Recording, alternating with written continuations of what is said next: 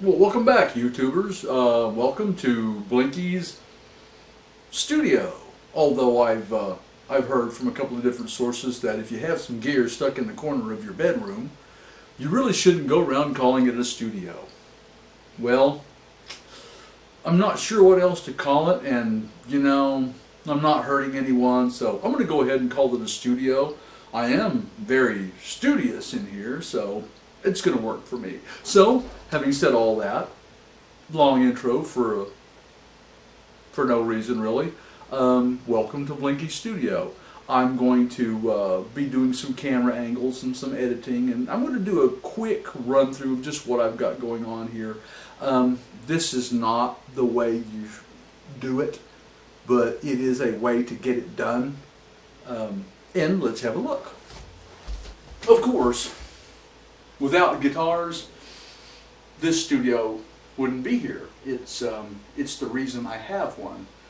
Although there's a lot more than guitar playing going on here now. It's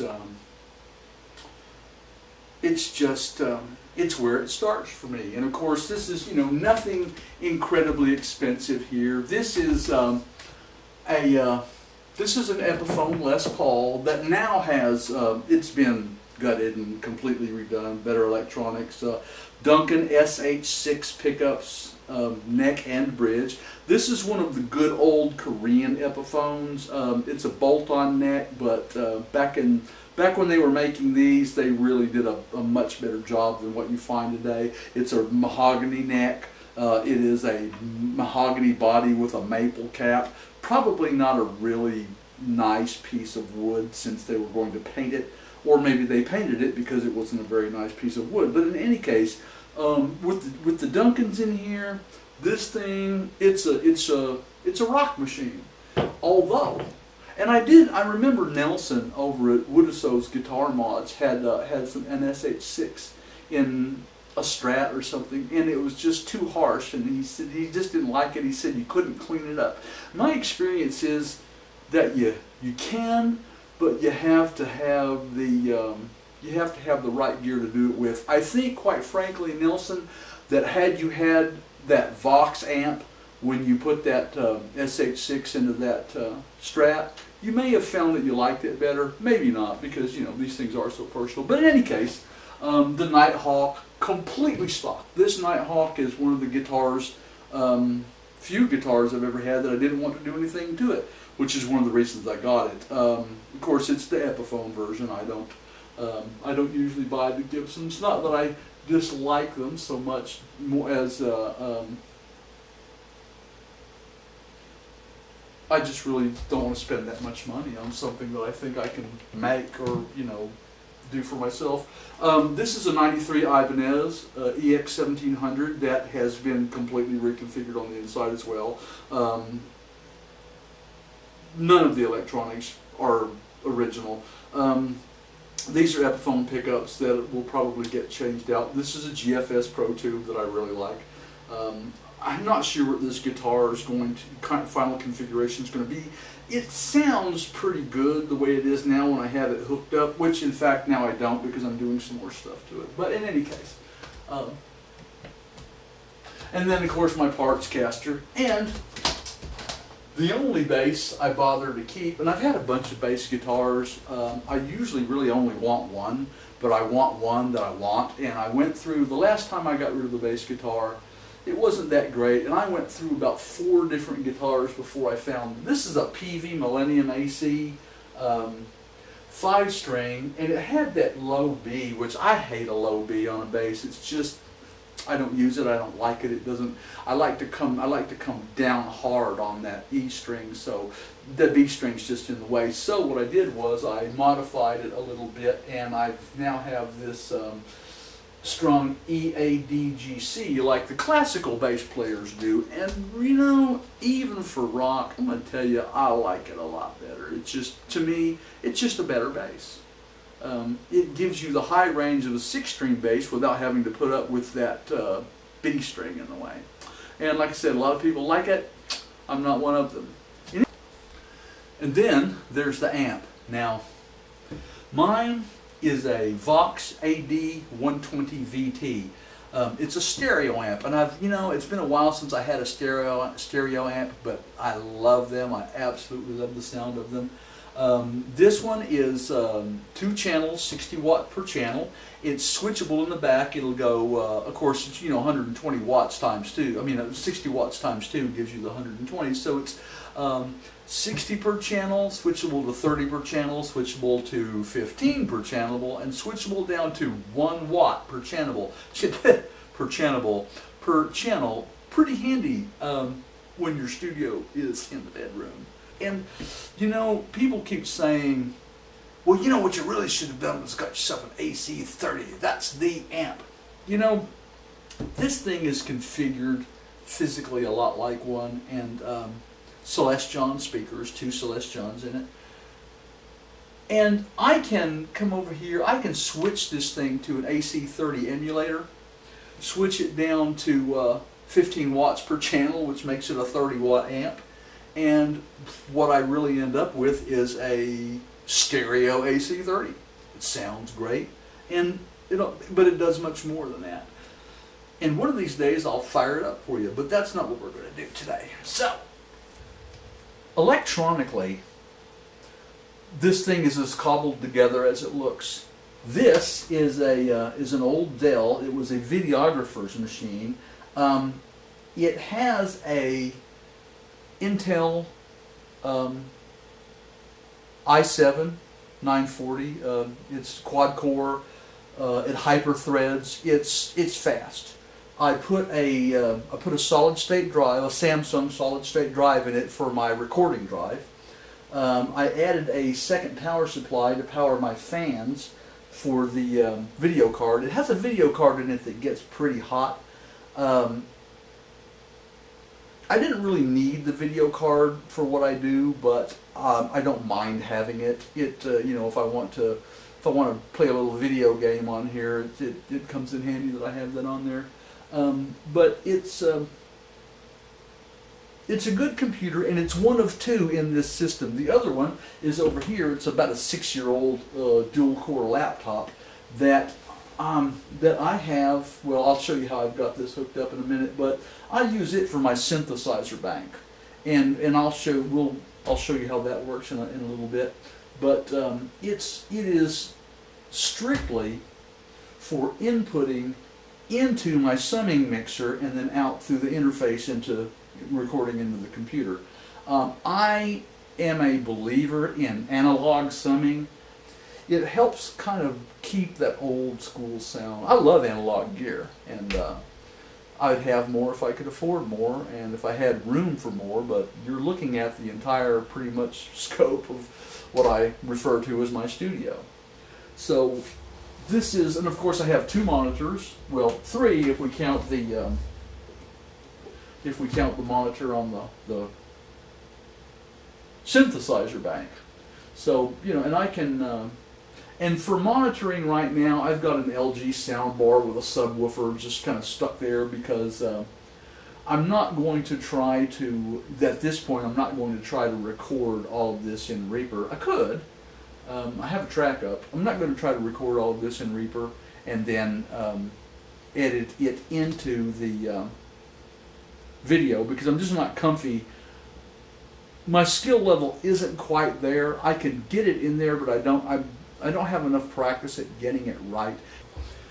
This is a Behringer Xenix mixer that I use for my analog summing board, and I like it. It was inexpensive, relatively inexpensive. I bought it new. But I found the one I wanted and I bought it. I monitor through a 4-channel headphone amplifier. My main interface going into the recording computer is a Mackie Onyx Blackjack. It inputs at it's 24-bit and up to 48K resolution. So anyway, here I have, this is a mic preamp. It's an ART. It's a little tube preamp, and I keep it just, it's a dedicated line into channel 2 over here. And what I use, it's a mic pre, and it's a very good little tube mic pre, but I use it for a lot of things. I can use it for direct injection. I can use it for a tube compressor. It impedance matches. I can get my phantom power there. I can flip phase. I can invoke a. I can add gain. I can invoke an overload protection circuit, and it's just really, and it gives me a very accurate digital.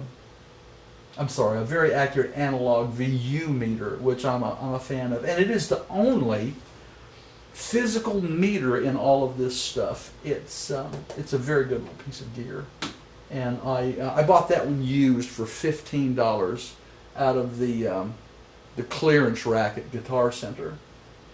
I think it was a good deal. It's whenever I get something and it's a stinker, it has a hum, or it doesn't work to my satisfaction, I would always immediately take that stuff back. So the stuff that is still sitting here is the stuff that made the cut.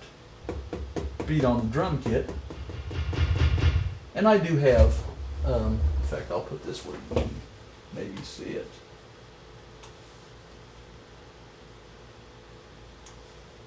So I do have.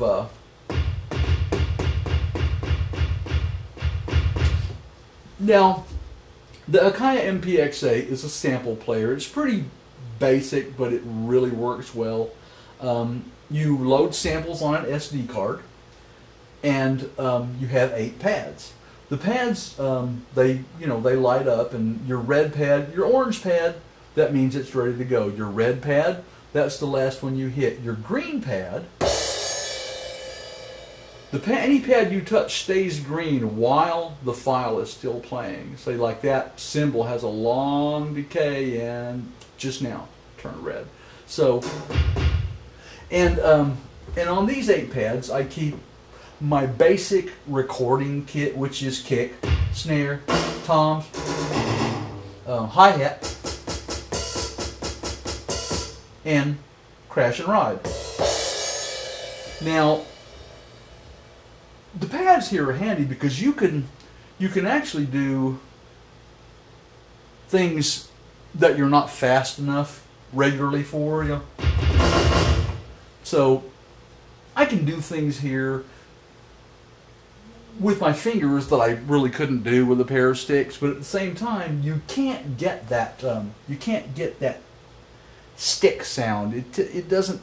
You can't get there, and I want this to sound I want to sound this to sound as much as like a real kit as I can. So I got this perk pad, which has onboard sounds on its own, which are pretty good, and which I would use if I didn't have a ground loop problem every time I do that.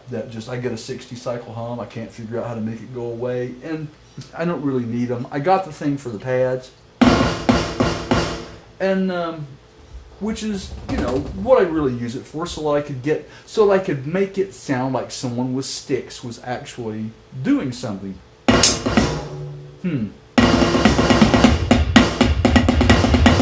So anyway, that's the drum kit. Okay, I still have. Let's see. So keyboard, mouse, keyboard, mouse.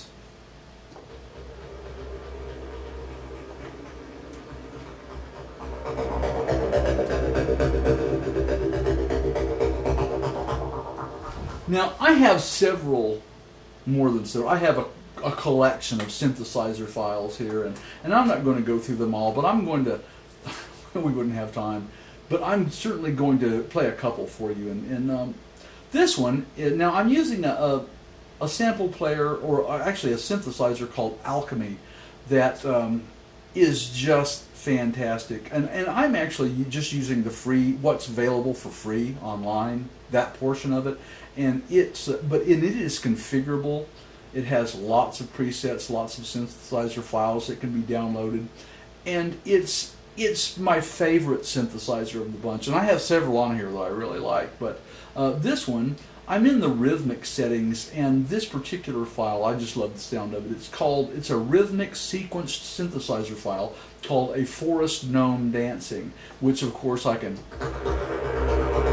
And you can almost see that little forest gnome just dancing around out there. Now, I added a sustain switch here.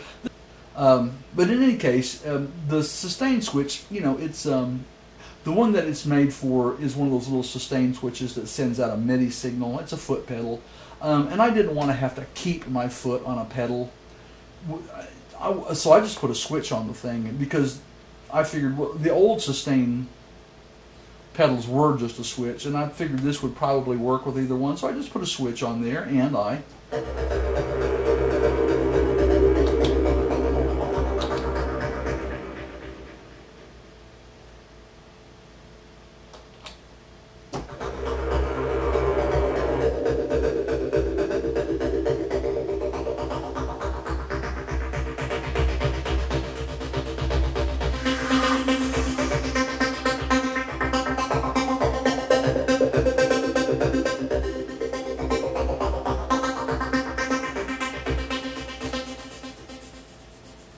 so it'll do that, but what I really like about this particular one is I can't afford to hire background vocalists. And wouldn't it be nice if I could, but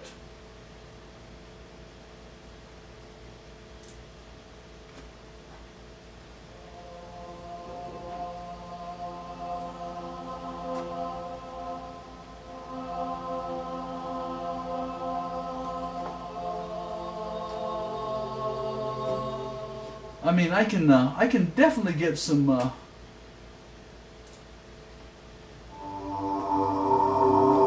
can definitely get some vocal sounds out of there. It has some very good sounding organs in it. Get back up to 10.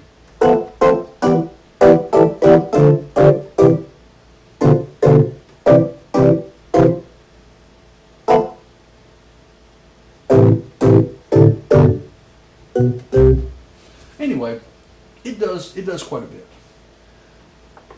I'm not going to demonstrate the guitar pedals and what all they will do. I mean, most of you know what a guitar pedal will do. Now, I'll tell you this regarding guitar pedals. The only guitar pedal that I have, the only guitar pedals that I have are both Digitech RP250s that are basically an all-in-one good quality, in my opinion.